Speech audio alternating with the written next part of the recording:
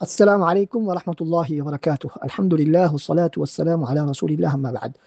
அன்பார்ந்த இஸ்லாமிய சகோதரிகளே, ஹஜ் பற்றிய அல் குர்ஆனிய சிந்தனைகள் தொடரில் 21வது வகுப்பில் உங்கள் அனைவரையும் சந்திப்பதில் பெரும் மகிழ்ச்சி அடைகின்றேன். இன்றைய வகுப்பிலே நாங்கள் சூரத்துல் ஹஜ் எனும் 22வது அத்தியாயத்தின் 29வது வசனத்தை நாங்கள் பார்க்க இருக்கின்றோம். ஏற்கனவே நாங்கள் 25 முதல் 28 வசனங்கள் வரையான விளக்கங்களை நாங்கள் பார்த்திருக்கிறோம். அதே நாங்கள் இறுதியாக 26வது வசனத்தில் அல்லாஹ் தஆலா இப்ராஹிம் அலைஹிஸ்ஸலாம் அவர்களுக்கு சில கட்டளைகளை இடுகின்றார். இணை வைக்க வேண்டாம், இந்த பள்ளி வாயிலை தவாஃப் செய்பவர்களுக்கும் தொழக்கூடியவர்களுக்கும் சுத்தமாக்கி வையுங்கள். அதை அடுத்து 27வது வசனத்தில் ஹஜ் செய்வதற்கு அழைப்பு விடுக்குமாறு அல்லாஹ் தஆலா அவர்களுக்கு கட்டளையிடுகின்றான். அடுத்ததாக இன்றைய வசனத்தில் அல்லாஹ் தஆலா சொல்கிறான், ثم ليقضوا تفثهم وليوفوا نذورهم وليطوفوا بالبيت العتيق. பின்னர் அவர்கள் தங்களின் அழுக்குகளை நீக்கிக் கொள்ளட்டும், தங்களின் நேர்ச்சைகளை நிறைவேற்றட்டும், மேலும் அந்த பழமையான ஆலயத்தை பள்ளி வாயிலை அவர்கள் தவாஃப் செய்யட்டும், வலம் வரட்டும் என்பதாக அல்லாஹ் தஆலா சொல்கிறான். இதனுடைய விளக்கம் என்ன என்று நாங்கள் பார்த்தால், அழுக்குகளை களையட்டும் என்று சொன்னால் அதனுடைய கருத்து, ஹஜ்ஜிலே ஏனைய எஞ்சியிருக்கக்கூடிய கடமைகளை ஹஜ் கிரியைகளை அவர்கள் பூர்த்தி செய்யட்டும். என்ன எஞ்சி இருக்கின்றது?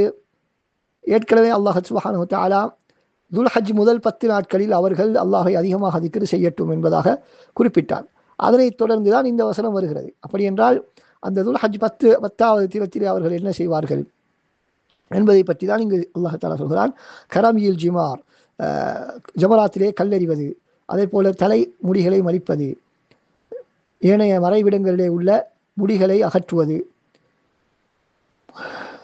மீசைகளை கத்தரிப்பது, நகங்களை வெட்டுவது, அதே போல அதிலே உள்ளடங்கக்கூடிய முக்கியமான விடயம் தவாஃப் செய்வது, ஏனைய உடம்பினுடைய ஏனைய அழுக்குகளை போக்கிக் கொள்வது. எனவே ஹஜ்ஜை ஆரம்பமாக முதல் கட்டமாக முடிவுக்கு கொண்டு வரக்கூடிய காரியங்களை செய்யுங்கள் என்பதைத்தான் அல்லாஹ் தஆலா அழுக்குகளை நீக்குங்கள் என்பதன் மூலமாக சொல்ல வருகிறார். ஏனென்றால் உடம்பில் உள்ள அந்த முடிகளை எல்லாம் நாங்கள் களைய வேண்டும் என்று சொன்னால் எஞ்சிய காரியங்களை நாங்கள் முடிக்க வேண்டும். அதனைத்தான் அல்லாஹ் தஆலா இங்கு எங்களுக்கு சொல்கின்றான். அந்த அடிப்படையில் தான் அதிலே தவாஃபும் கூட உள்ளடங்குகிறது.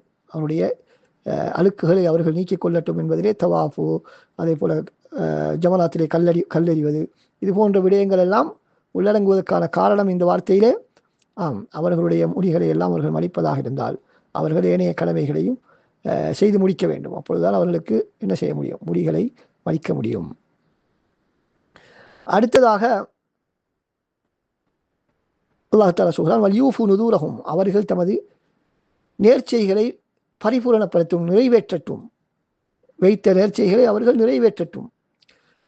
அதனைத் தொடர்ந்து அல்லாஹ் தஆலா சொல்கிறான், வல்யத்தவ்வஃபு பில் பைத்தில் அதீக், பழமையான இந்த காபாவை அவர்கள் தவாஃப் செய்யட்டும் என்பதாக சொல்கிறார்.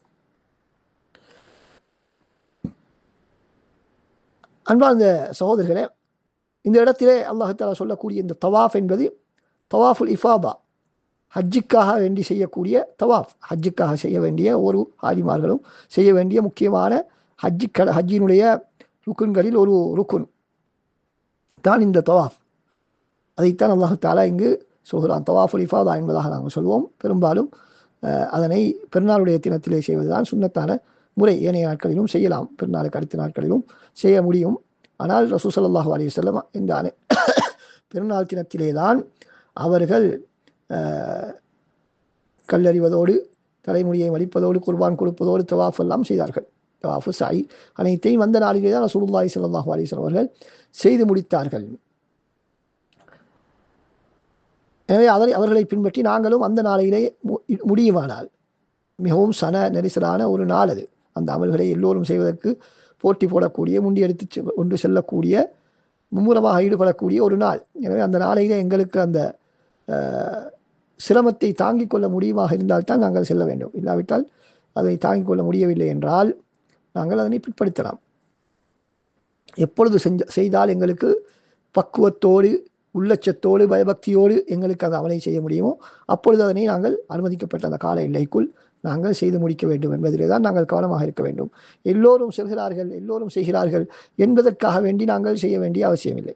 நாங்கள் ஏற்கனவே ஆரம்பத்தில் இருந்து பார்த்திருக்கிறோம். இந்த அல்லாஹ்வுடைய ஒரு வணக்கத்தை நாங்கள் செய்யும் பொழுது உள்ளம் லயித்து நாங்கள் செய்ய வேண்டும். உளப்பக்குவத்தோடு, இறையச்சத்தோடு, இன்ட்ரெஸ்டாக, சுறுசுறுப்பாக நாங்கள் செய்ய வேண்டும்.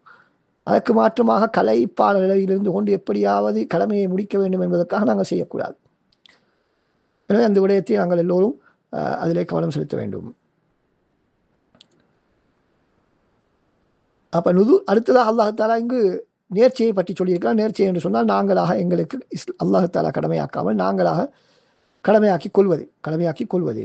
அல்லாஹ் தஆலா அந்த வைத்த நேர்ச்சிகள், அதாவது இப்படி ஒன்று நடந்தால் இப்படி ஒன்று நான் செய்வேன், இப்படியான ஒரு அமலை நான் செய்வேன் என்று கூறுவது அது நல்ல காரியமாக இருந்தால் கட்டாயமாக நாங்கள் நிறைவேற்றிய அதாவது ஒரு இபாதத்தாக இருந்தால் அதனை நாங்கள் செய்தாக வேண்டும்.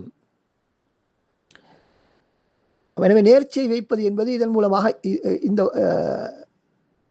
ஆதாரத்தின் மூலம் நேர்ச்சியை வைப்பது ஒரு இபாதத் என்பதாக நாங்கள் புரிந்து கொள்ள முடியும். ஏன் அந்த நேர்ச்சியை வைத்த நேர்ச்சிகளை நீங்கள் நிறைவேற்றுங்கள் என்று அல்லாஹ் தஆலா சொல்கிறார். அப்போ அல்லாஹ் தஆலா ஒரு விடயத்தை நிறைவேற்றுமாறு சொல்வதாக இருந்தால் அது வழக்கமாக இருந்தால் தான் அல்லாஹ் தஆலா கட்டளையிடுவான். இல்லாவிட்டால் அதனை அவ்வாறு சொல்ல மாட்டான். அல்லாஹ் தஆலா பூர்த்தி செய்யுமாறு நிறைவேற்றுமாறு கட்டளையிட்டிருப்பதனால் அது ஒரு வணக்கமாக கருதப்படுகிறது. ஆனால் அது வரவேற்கத்தக்க ஒரு விடயம் அல்ல இபாதத்தாக இருந்தாலும். அப்படி இபாதத் என்று சொன்னால் அதனுடைய கருத்து அல்லாஹ்வுக்காக மாத்திரம்தான் நாங்கள் நேர்ச்சியை வைக்கலாம். வேறு யாருக்காகவும் நேர்ச்சியை வைக்க முடியாது.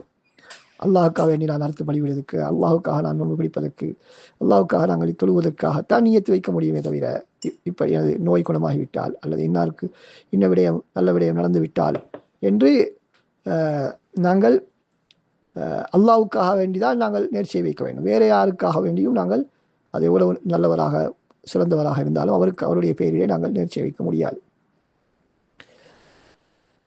அதாவது இந்த வழிக்காக வேண்டி நான் குர்பானி கொடுப்பேன் என்று அவருடைய பெயரிலே சதகா கொடுப்பேன் என்று நாங்கள் சொல்ல முடியாது என்பதை நாங்கள் புரிந்து கொள்ள வேண்டும். அது வரவேற்கத்தக்க ஒரு விடயம் அல்ல அவ்வாறு சொல்வது. ஏன் அல்லாஹ்விடத்தில் நீ இப்படி செய்து தந்தால்தான் நான் இந்த வணக்கத்தை செய்வேன் என்று சொல்வது அவ்வளவு ஒழுக்கமான ஒரு விடயம் அல்ல.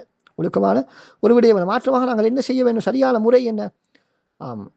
அல்லாஹ் எங்களுடைய நோயை குணப்படுத்த வேண்டும் என்பதற்காக வேண்டி நாங்கள் நோன்பு பிடிப்பது, நாங்கள் சதகா கொடுப்பது, குர்ஆன் ஓதுவது, துஆ செய்வது, இதெல்லாம் அல்லாஹ் செய்து தருவதற்கு முன்னாலே நாங்கள் செய்ய வேண்டும். அதுதான் ஒரு அடியானுடைய பக்குவத்தை, பணிவை, ஒழுக்கத்தை காட்டுகின்றது என்பதை நாங்கள் புரிந்து கொள்ள வேண்டும்.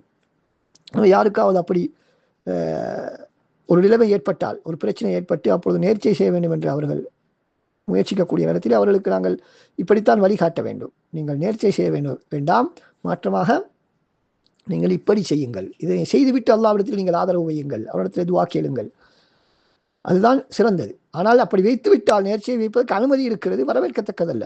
அப்படி வைத்துவிட்டால் கட்டாயம் நாங்கள் செய்ய வேண்டும் என்பதை நாங்கள் மறந்துவிடக்கூடாது. வைத்துவிட்டால் செய்ய வேண்டும் என்பது கடமை. ஆனால் நேர்ச்சியை வைப்பது என்பதனுடைய அடிப்படை சட்டம் அது வரவேற்கத்தக்க ஒரு விடயம் அல்ல.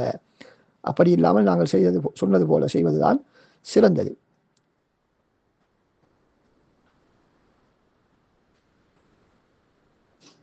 அன்பார்ந்த சகோதரர்களே, இதிலே இருந்து நாங்கள் இந்த வசனங்களில் இருந்து நாங்கள் பெறக்கூடிய முக்கியமான விடயம், குறிப்பாக இப்ராஹிம் அலைஹிஸ்ஸலாம் அவர்களுடைய அந்த அழைப்பை ஏற்று நாங்கள் இங்கு பதிலளிக்கிறோம். இப்ராஹிம் அலைஹிஸ்ஸலாம் அவர்களுடைய அந்த அழைப்பு என்பது அவருடைய சொந்த அழைப்பல்ல, அல்லாஹ்வினுடைய கட்டளையின் பிரகாரம் அவர்கள் செய்த ஒரு பணிதான் அது. அல்லாஹ் தஆலா அழைக்குமாறு சொன்னார். எனவே எங்களை அழைத்திருப்பது இப்ராஹிம் அலைஹிஸ்ஸலாம் அவர்கள் அல்ல, அல்லாஹ்வினுடைய அழைப்பு. அல்லாஹ் தான் எங்களை அழைத்திருக்கிறார். அப்படி என்றால் நாங்கள் அல்லாஹ்வினுடைய அழைப்புக்கு பதிலளித்து நாங்கள் வந்திருக்கிறோம். அவனுடைய வீட்டை தரிசிப்பதற்காக நாங்கள் வந்திருக்கிறோம். எனவே ஒரு முக்கியமான ஒரு பயணத்துக்கு நாங்கள் வந்திருக்கிறோம். அப்போ அல்லாஹ்வினுடைய அழைப்பை ஏற்று நாங்கள் வந்திருக்கிறோம். எனவே அவனுடைய எதிர்பார்ப்புக்கேற்ப நாங்கள் எங்களுடைய செயற்பாடுகளை அமைத்துக் கொள்ள வேண்டும் என்ற எண்ணம் எங்களுடைய உள்ளத்தில் இருக்க வேண்டும். அல்லாஹ்வினுடைய விருந்தினராக நான் வந்திருக்கிறேன், லப்பைக் அல்லாஹும்ம லப்பைக் என்பதனுடைய ஒரு கருத்தாக நாங்கள் சொன்னோம். உனது அழைப்புக்கு நாங்கள் பதிலளித்து விட்டோம் என்பதுதான் என்னுடைய கருத்து.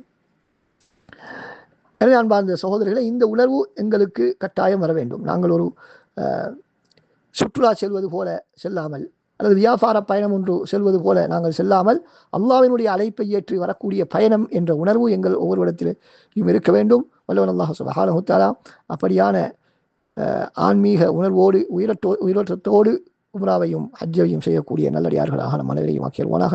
அஸ்ஸலாமு அலைக்கும் வரஹ்மத்துல்லாஹி வபரகாத்துஹு.